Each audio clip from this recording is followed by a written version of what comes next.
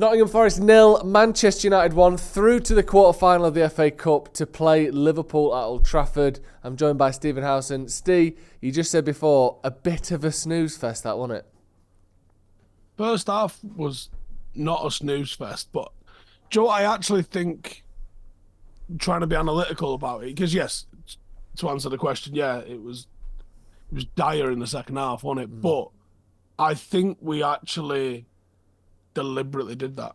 I think we did it by having a bit more control, maybe not being as risky with our passing and actually just holding the ball a little bit better. Like, I don't want to call it a better performance, because I think the performance just on the whole was just like devoid of any level of quality. But I think when you compare the first half to the second half was like great entertainment for a neutral. Like, this is chaos. This is going to be fun. Like, this is like 4-3 on the cards here.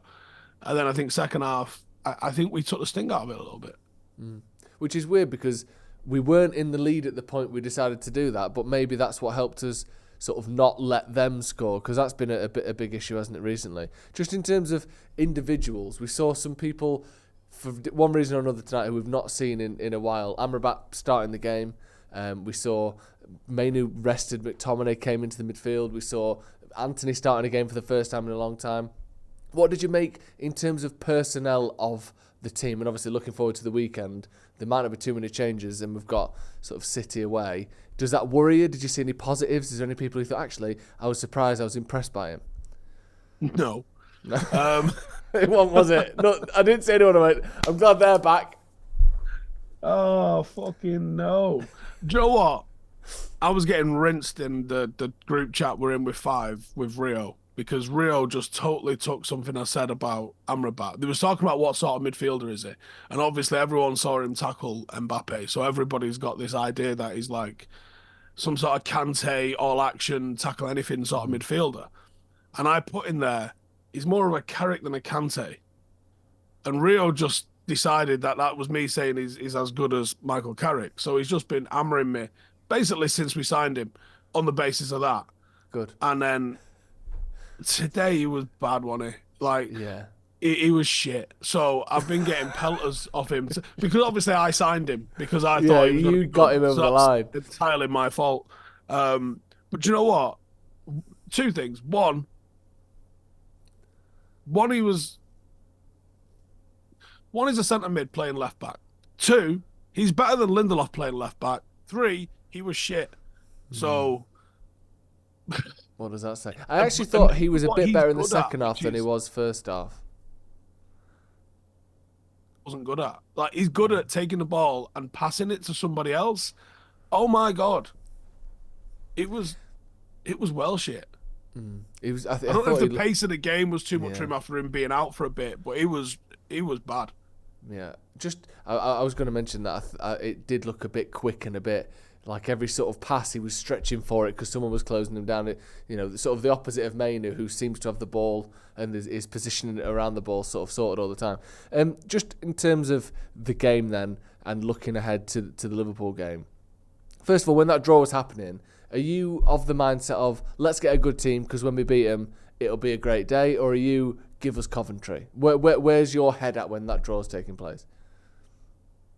I didn't watch the draw, so I just found it out afterwards, and I was like, great. So not massively excited then. Do you think that we can make a run in this cup? Do you think this could be a sort of a saviour of Ten Hag? Because we're all watching, we all know that things aren't going very well. The Ineos have come in, they're making big changes, big positions being filled above Ten Hag. They're going to get to him eventually. Do you think he sees the FA Cup as a bit of a lifeline, or do you think we're just sort of seeing, almost weird that he's Dutch, the Van Gaal thing happening all over again? There's a parallel with someone happening, isn't there? And it realistically, the way this season's going, it could be fucking David Moyes more than anyone. Yes, there could be a repeat of 1990 on the cards. There could be a repeat of 2016 on the cards. Does he see it as a lifeline? I would hope that people aren't just playing poker and sitting there with cards up to the chest and not having adult conversations about expectations. I would hope that there's. Hasn't he said he spoke to Jim Ratcliffe? Or did I invent that? No, he said he said he spoke extensively with Ineos. I think in the papers reported 3 or 4 hours of conversations with Brailsford and Ratcliffe and others. You would hope at some point in that conversation there was maybe some sort of a discussion about if you don't do X, then you will be getting a P45. There must have, like, surely in that 3 or 4 hours, he must have, like, they might have. One of the reasons that they might be being coy about stuff is that they might want to keep the cards to the chest on this in terms of the public. But like, when they sort of don't answer questions directly on Ten Hag, which is very deliberate, or when I say they, Jim Ratcliffe, yeah, it might be because they've already told him what his expectations are, and it's none of your fucking business what his expectations are. That's between us and him. Maybe they said to him, this shit show's not on you. Maybe they said to him, you are required to get us in the top 4. Maybe they said to him, you need to win a trophy. Genuinely, I can't imagine that winning the FA Cup would be a higher priority to Ineos, looking at where they want to take the club and the things that they need to do and the FFP restrictions that we're under. I think from a financial point of view, we'd all love a day out at Wembley. We'd all love a day out at Wembley after beating the Scousers and whoever else we would get in the mixer to this to go and win an FA Cup. That's one thing. Our new owners and where they want to take the club, getting us in a better footing with FFP and attracting talent in the summer, probably require Champions League football. So as much as we would all think, oh, if he wins the FA Cup, maybe it saves him. Maybe it doesn't. But I would hope that Ten Hag is at least aware of the responsibilities that he's got. Like I said, it could be anything from the keep us up and you've got a job to if you don't get top 4, you are out the door. Like, we have no idea. We will only find out come the end of the season.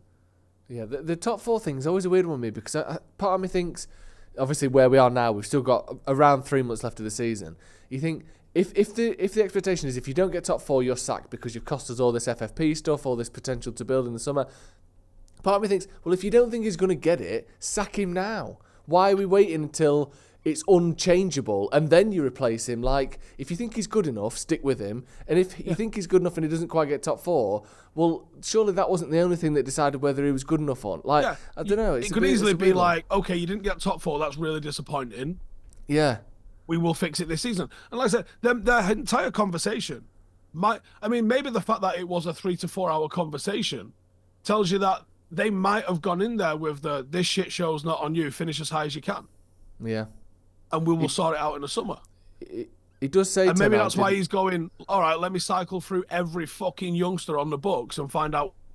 See what's going to work for next year. He does say, and I think there's 2 ways this can be interpreted, but that press conference the other day, he says, about future, I know the future, but also I have to look at today and we have to work on the team's development and progress. Now, I can't work out whether he's saying, about the future, I know the future. We've spoken about this. I know I'm not sacked or I'm going to be sacked or whatever. Like, I don't know if he's saying I know the future or if he's saying about the future, like, yeah, I know we need to worry about the future, but what about now? I can't tell with translation what that means. Yeah, but I wonder... the problem is, like, you ask me anything in a second language and I'm going to get misquoted. I mean, I get misquoted in fucking English, mate. So, like, I imagine you trying to say something correctly in a second language,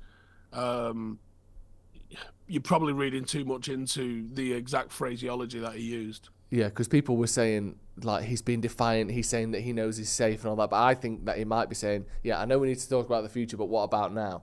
Speaking of now, Marcus Rashford, who else are we talking about here? Marcus Rashford has been a big one. We've seen Casemiro criticised very heavily, Bruno Fernandes criticised very heavily in the last few weeks. I know Casemiro got the winner. In terms of those players who have basically been sort of dragged through the mud for the last month or so, did you see any improvement in any of them? Anything out of Rashford or Bruno or Casemiro that you thought was a slight improvement tonight? It's not. No, I mentioned on my review, which if you know, it might be up by the time this gets fucking edited and posted because I don't know what's going on my internet. Alan Shearer was really fair in his commentary, which is rare, and it's noteworthy that it has to be brought up. Probably within 10 minutes of each other, 2 instances of commentary. One, Marcus is making amazing runs. Some things that TV rarely picks up on, actually, because of the angles that they use. Like, it does often miss those off-the-ball runs, and Marcus does make a lot of off-the-ball runs. I don't think you get enough of that from Alan Shearer. It almost feels like he's very restricted. And obviously, we've been fortunate enough that we had him there. We had him in our studio, didn't we, in the Euros? And I think he's a fucking great listen, man. And I thought he was really fair. He was talking about the runs, and he was saying, look, Marcus is frustrated with the team not being able to find him, and they've got to find him. Like, Marcus there, 1v1, I would back him to score, and then a few minutes later, like, his body language is pissing me off, basically. And just saying, like, I know he's frustrated, but, like, his body language looks like he don't want to be there. And I just thought what he was saying, if you took one of them in isolation, it would probably appear like, oh, he's fucking just backing an English forward. And on the other side, it'd be like, oh, he's just fucking hammering a United player. But when you put both of them together and there was, in the same half of football, I thought it shown a real balance to commentary that I think is so rare that it needed mentioning. Yeah, fair enough. I mean, it was a performance, like you said, that I don't think we necessarily learned a lot, but we're through to the next round of the Cup. And sometimes, especially when the form isn't great, the manager's fighting for his job, you've got loads of injuries, sometimes that's all you can expect and hope for, isn't it, really? Exactly. Right, thank you very much for coming on, Steve. We'll be back tomorrow for Off the Bar and Howson versus. Make sure you hit subscribe to the channel if you haven't already.